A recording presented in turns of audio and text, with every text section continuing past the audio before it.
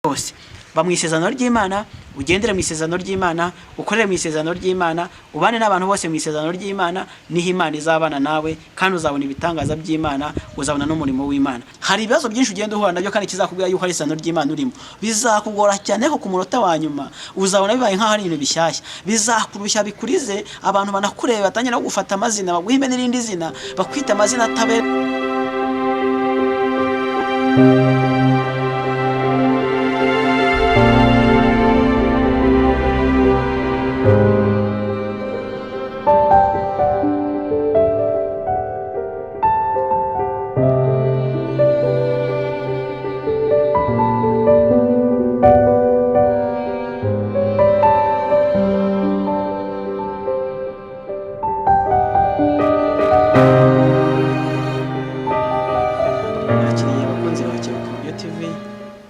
Turabasubije turabwira amahoro y'Imana bane namwe. Tunejejwe n'Imana mu mutima kongera kubana nawe kuri uyu mwanya, tugize amahirwe n'umugisha n'icyubahiro cy'Imana ko tubaho, kubera ko ari wa mwanya mwiza wo kubana namwe dutaramanye twumva ijambo ry'Imana, hari dufatira hamwe imyanzuro myiza yo kugenda mu nzira yo gukiranuka kugira ngo tuzabe amahoro kandi tuzarusheho kubana n'Imana. N'ubundi rero muri kumwe na Barwabukeye Mugisha Jean de Dieu kuri Kebuka Video TV nk'uko musanzwe. Tugiye kuganira ijambo ry'Imana, rero reka dusenga Imana ubundi twumva ijambo ry'Imana. Mana Data twese uri mu ijuru, Imana y'imbaraga nyinshi n'ubushobozi, Imana twiringiye, twongeye kugushimira kuko ari we watuzigamye mu myaka yose itambutse, warahatubereye Mana. Tugushimira urukundo ruhebuje wadukunze kuko wabanye natwe mu myaka yose itambutse Mana, n'uyu munsi ukaba ukiturinze, turaguhimbaje n'uhimbazwe. Tugeze mu mwanya mwiza wo kumva ijambo ryawe kuko niryo ryatubatuye, niryo ryatumye tubaho, kandi ijambo ryawe niryo ridutunze, naryo ritubeshejeho. Ijambo ryawe rero rirubaka kandi iyo rishatse rirasenya, kuko muri ryo niho harimo ubushobozi n'imbaraga. Tugusabye kugira ngo iryo jambo ryawe rize risenya ibidakwiriye, ryubake ibikwiriye, kugira ngo turusheho kuba abantu bazima kandi baguheshe icyubahiro. Mana tuguhimbarije kuko tubereye maso kandi nawe uzakomeza kuturinda. N'uyu mwanya rero uhatubere, ntaboneke umwana w'umuntu n'umwe, ahubwo haboneka wowe nk'Imana isumba byose. Dushyigikire muri byose mu izina rya Yesu, amen. Turushijeho kunezerwa cyane rero kuri Kebuka Video TV kuko Imana ikomeje kutugira neza. Twashoje umwaka ushize neza, tutangiye undi neza, turacyabona Imana ikitubereye Imana. Imana turacyayifitiye icyizere nk'uko bisanzwe, uko twayisanzemo imbaraga n'ubushobozi, kandi n'ubundi uko yihagije natwe niko iduhaza. Uyu rero ni wa munsi n'ubundi tugiye kuganira ku ijambo ry'Imana, kuko ijambo ry'Imana risanzwe ryera kandi ritunganye. Niyo mpamvu rero dufite byinshi byo gukora no kuvuga, tubwiriza ubutumwa bwiza bwa Yesu Kristo kugira ngo abantu bahindurwe n'imiburo y'ijambo ry'Imana, kandi kugira ngo abazarimbuka batazaba ari urwitwazo rwo kututababwiye icyo tugiye kubabwira. Nta muhanga rero muri no rugendo uhari, twese dushobozwa n'Imana, ariko tuba dukwiye kugira ngo icyiza umenye ukimenyesha abandi, nabo barushaho kukimenya, bamenye ko ubwami bw'Imana buri bugufi, kandi ubwami bw'Imana ari ubw'abantu bose bashaka Imana kandi bagakunda bakayubaha. Uyu munsi rero dufite intego y'ijambo ry'Imana iba ngo kugendera mu isezerano ry'Imana, cyangwa se kuba mu isezerano ry'Imana. Imibereho yawe waba ubayemo kubaho mu isezerano ry'Imana cyangwa ukagendera mu isezerano ry'Imana. Iyo uhagurutse wenda mu buzima busanzwe ari ahantu ugiye, ari umuntu mwasezeranye ko muzahahurira, ugenda wizeye yuko uzahamusanga ndetse unishimira yuko utari bumubure. Ariko kuko umuntu ari umuntu, hari igihe ushobora no kugenda ukamubura kandi nawe atabigizemo uruhare. Ariko isezerano ry'Imana ntabwo ajya rihusha umugambi. Umugambi w'Imana nta kintu kiwitambika.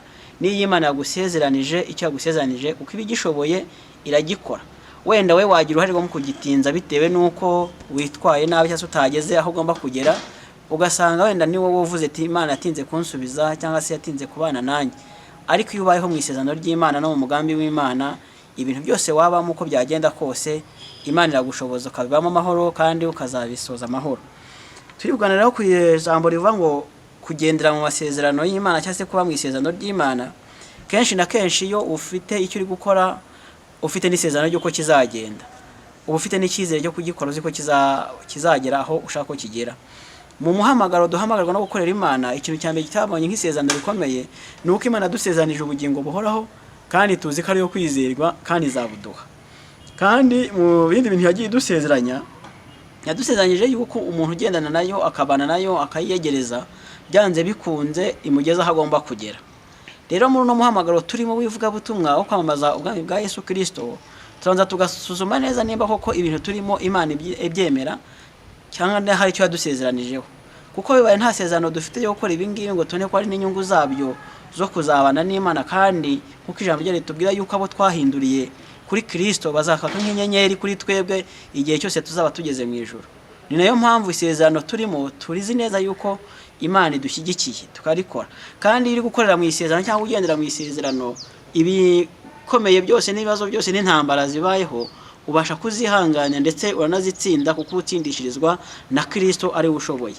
Ubu rero iyo umuntu ahamagawe n'Imana cyangwa se ari umukozi w'Imana, hari igihe agera mu ngorane no mu bibazo byinshi no mu ntambara, akashobozwa nuko azi neza ko hari Imana yavuganye nawe, kandi Imana yavuganye nawe yari yo kwizerwa.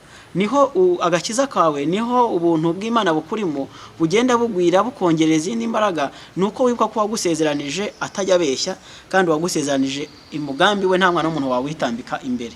Tugiye gusoma ijambo ry'Imana rero dusanga mu gitabo cyo Kuva igice cya 2 umurongo wa 24, kuko byanze bikunze ijambo ry'Imana niryo ritubera indorerwamo ndetse rikatubera n'inzira, kuko ibyanditswe byera byose bigira umumaro wo kutwigisha. Iyo kandi uri umuntu wemera kwiga, uriga ukagira ahantu ugera, bikajya n'ikintu bikumarira.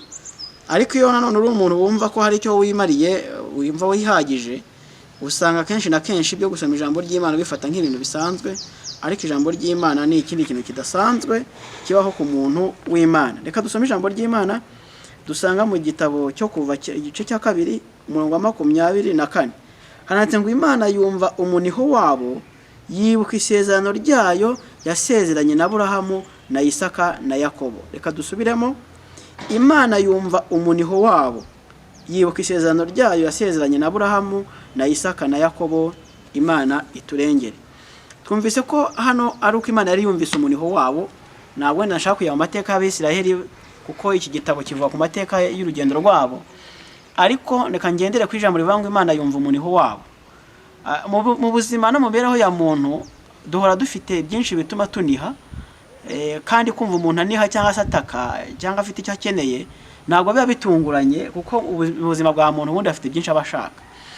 Ariko ahangaha Abisiraheli barimo baniha barira bakureba ukuntu bari gutotezwa, noneho Imana ubwayo yumva umuniho wabo. Si uko utari isanzwe wumva n'ubundi, kandi si no bwa mbere bari banishye, ariko ngo yumvise umuniho wabo, irangije nayo hita yibuka isezerano yasezeranye, isezerano ryayo yasezeranye na Aburahamu na Isaka na Yakobo.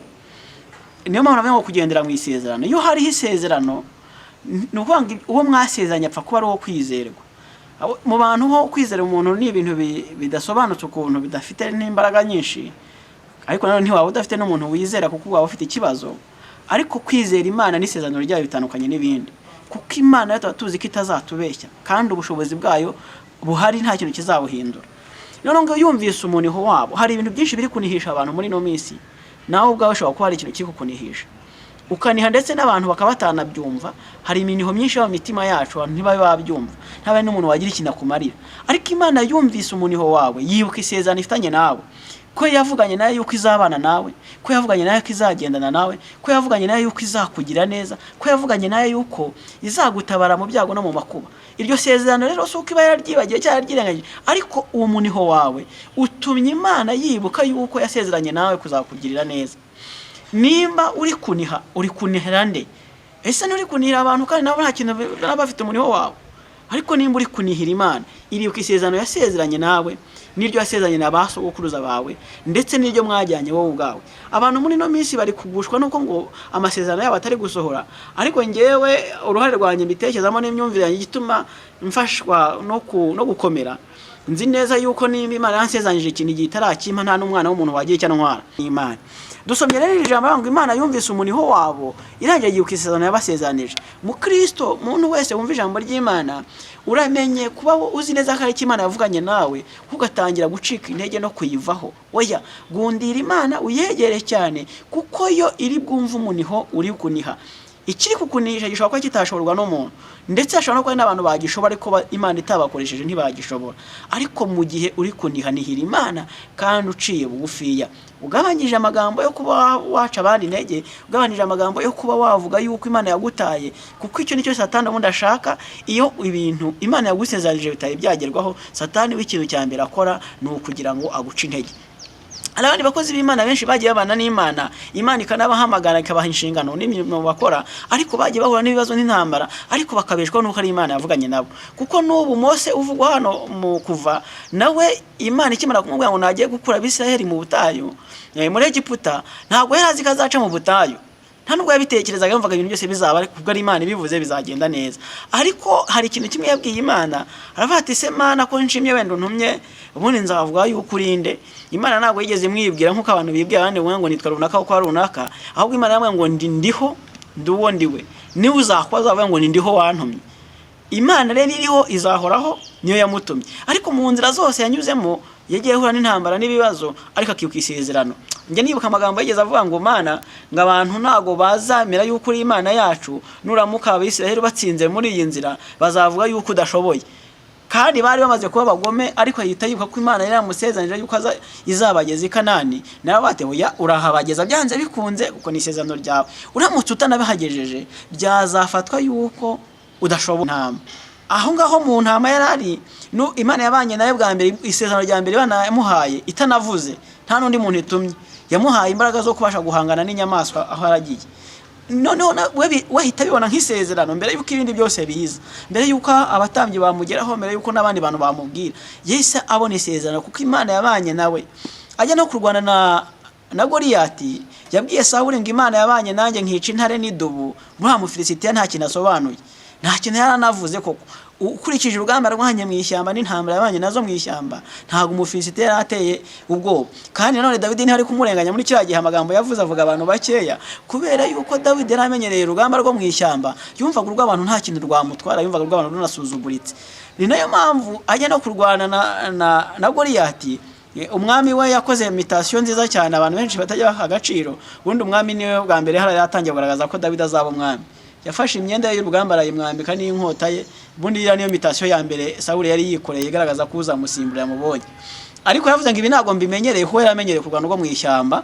Buriya ni nayo mpamvu kenshi uzabona hari abantu ibibazo byinshi babishobora, baba bafite izindi ngamba zikomeye barwanye.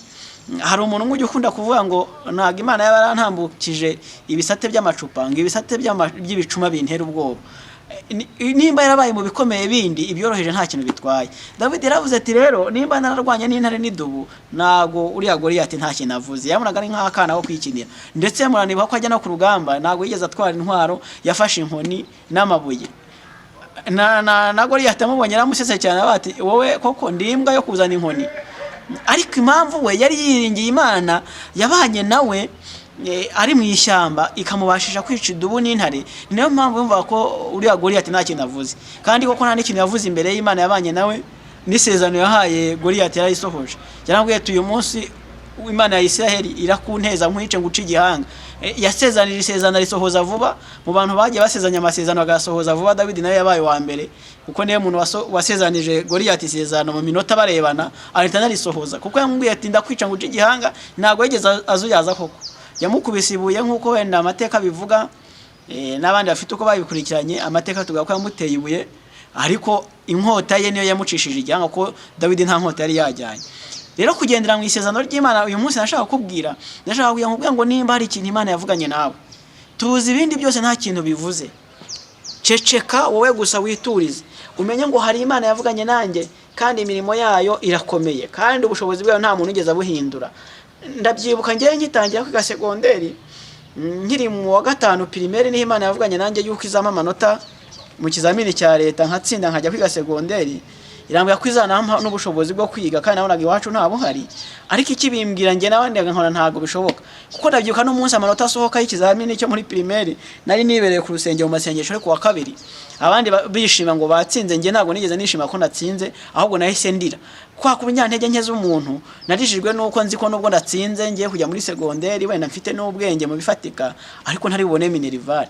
Ariko mpita nibuka Imana yavuganye nanjye, kuko yabimbwiye numva n'ubundi aricyo kintu y'icyifuzo mfite, kandi bimbwira ikoresheje abahanuzi, inabimbwira nanjye ubwanjye nsanze ndavuga nti koko n'Imana yavuganye nanjye, reka ndebe koko nzajya. Abandi bagenda sigara, ariko nyuma yaho naje kujyayo, Imana yagiye ikoresha abantu koko nayo igenda ikora imirimo n'ibitangaza, ndayiga ndayirangiza. N'ibindi byose simvuga ko ibyo yambwiye byose byarangiye, kuko hari n'ibindi byinshi ngomba gukora nayo igomba kunkorera, ariko nahagaze mu kwizera yuko Imana yavuganye nanjye. Hani igihe ku ishuri bansohoraga n'abangeze hanze habana, ariko Mana abonye ko bansohoye, kandi igihe kigiye nigaga mu kigo cy'itorero nsengeramo, ariko nta hantu biba bihuriye n'amafaranga. Business y'amafaranga ije muri business y'amafaranga. Iyo bansohoraga geneta ntabwo nabarebaga umve ngo se ko bazi ko nanakijijwe nanakora umurimo w'Imana hano ngo kukiba nahita abandi buriya nuko nyine bimeze, ahubwo Imana iyo niyo nikore yabindi yansezanije ibisohoze yarabisohoje rero koko n'ibindi. Ndibuka rimwe Imana imyangiza izankorera ubukwe, nta muntu wacu wari warakoze ubukwe n'umwe, ngo ajye mu rusengero no ku murenge byose ngo bibone koko, ntawe narinzi, nta n'amateka y'ifite yabo. Navuze nti yako se ibi bizashoboka bite ngewe ninjye uzaba wa mbere bikunde, nireba no ku bushobozi n'ibiki, ariko nyishimiye yuko yabikoze, kandi koko isezerano ry'Imana ntago rijya rihera. Rero nagira nkutangariza ibi ngibi ubuhamya nshaka kuguha bundi, kuko niyo hari igihe cyo gutanga ubuhamya nzabutanga, ko hari cyayi byinshi byo gukora, ariko nagira nkubwiye ngo gendera mu isezerano ry'Imana, ukomerere muri ryo, uyizere uyiringire, kuko irashoboye. Imana ibasha kuvuga ikintu, ibasha no kugikora, kandi nimba uzi ko hari igihe abantu basezeranya abandi bangi ibyo basezeranye bakabikora, Imana yabahaye ubushobozi bwo kubisohoza. Iyi Mana niyo ibishoboye, nayo izabisohoza. Iyo uri kugendera mu isezerano ry'Imana, ragato ndi mu gusoza, hari ibibazo byinshi ugenda uhura nabyo, kandi kizakubwira yuko ari isezerano ry'Imana urimo. Bizakugora cyane ko ku munota wa nyuma uzabona bibaye nk'aho ari ibintu bishyashya, bizakurushya bikurize, abantu banakureba batangira no gufata amazina, baguhimbe n'irindi zina, bakwita amazina atabereye nawe. Ariko iyo wisuzumye mu bibazo byawe, ari igihe usanga izina bakwise Musa cyangwa Munangana, bitewe n'uko ibibazo ufite abantu baba babibonye. Ariko igihe gihe byageze handi abantu babona ngo ku munota wa nyuma, hamwe tujye twitanga nyuma ya 0, aho ngaho niho Imana ihita ikora, kuko Imana yo ihita yibuka ko yasezeranye nawe isezerano, kandi ntago igibeshya.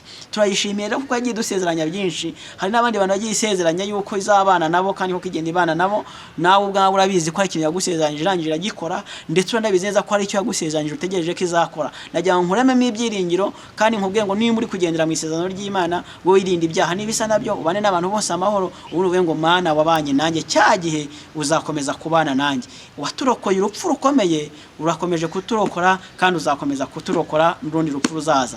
Rero iminsi nibwo yaba mibi, ariko imirimo y'Imana izakomeza ibe. Nubwo intambara zahabuka zikaba nyinshi, imirimo y'Imana izakomeza ibeho, kandi ubwiza bw'Imana buzakomeza bwigaragaze mu maso y'abantu, ndetse mu maso y'abantu bazabona ibitangaza Imana ikora mu gihe uzaba utegereje isezerano ry'Imana. Imana yadusezeranyije ko izabana natwe, ikagendana natwe, cyane cyane yuko iyo uri mu nzira yo kuyikorera itagutererana. Niyo waba uri mu nzira yo guteza imbere umuryango wawe, nabwo ntiyagutererana. Nkanswe noneho gukora umurimo wayo no kubana nayo no kugenda n'abantu bayo. Iyi Mana twiringiye ishobora byose, ni Imana yo kwizerwa, ni Imana yo kwiringirwa. Hari benshi yagiye igirira neza, hari benshi yagiye itabara mu nzu z'imbohe, hari benshi yagiye itabara mu bibazo, hari benshi yagiye igirira neza, hari abo yambitse, hari abo yagaburiye bashonje. Nimba ari ikintu cya mbere kiryana kigatuma umuntu ugomba kudakora neza, ni inzara. Ariko nabonye Imana igaburira abantu, ikabaha ibyo kurya, nabonye Imana yambika abantu, ikabaha ibyo kwambara, nabonye Imana ikiza indwara izo arizo zose, kuko niyo ishobora byose. Ba mu isezerano ry'Imana, ugendere mu isezerano ry'Imana, ukorere mu isezerano ry'Imana, ubane n'abantu bose mu isezerano ry'Imana, niho Imana izabana nawe, kandi uzabona ibitangaza by'Imana, uzabona n'umurimo w'Imana. Gushimiye kuko wafashe umwanya wo kumvira ijambo ry'Imana, kandi iyi Imana yacu ikwiteho ikurebe neza. Reka dusenge, kuko abantu muri no minsi bari bagushiwe n'amasezerano, bari baciwe intege yuko iby'Imana babwiye bitaye byasohora. Ariko dusenge Imana tubwiye ngo Mana, imbaraga zawe nizigiye kuri buri muntu wese, yongera agarura ibyiringiro, yongera kugira icyizere, kugira ngo abashe guhangana n'ibyahangana nabyo, kuko isezerano rya leta ryari rihinduka. Uri Imana. Reka dusenge rero.